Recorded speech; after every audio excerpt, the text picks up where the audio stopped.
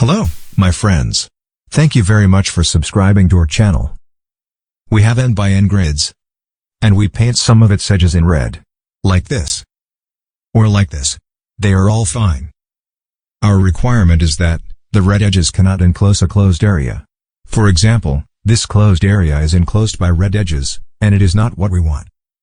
So, if there is no closed area, what is the maximum amount of red edges?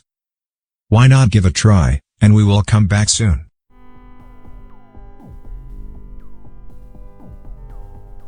First, let's take a look at how many edges in total there are. The vertical edges, each row has n plus 1. And there are n rows. So a total of n times n plus 1. The same for the horizontal ones. Also n times n plus 1. So the total amount is equal to twice the square of n plus twice n. If all these edges are colored in red, then all areas are closed. Our requirement is that there is no closed area, so we need to release all the grids from the closed area. How to release them? For each grid, we need to change at least one edge, that is adjacent to the outside, back to black. Like this. Then this grid is released. Of course, for one grid, it is definitely no problem to change a few more edges back to black, but can two or more grids be released by just changing one edge back to black?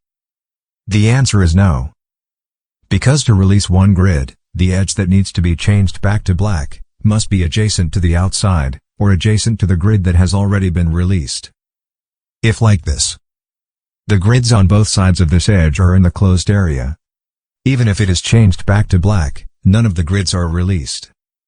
So to release one grid, at least one edge needs to be changed. There are a total of the square of n grids, so at least the square n edges need to be changed back, leaving the square of n plus twice n edges that are still red.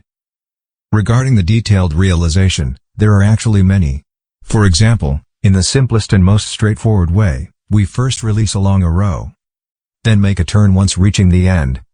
And finally we can get such a pattern. In this example, n equals 7. And the square of n plus twice n equals 63. If we count it, we can see the amount of red edges is indeed 63. Thank you for watching, and see you next time.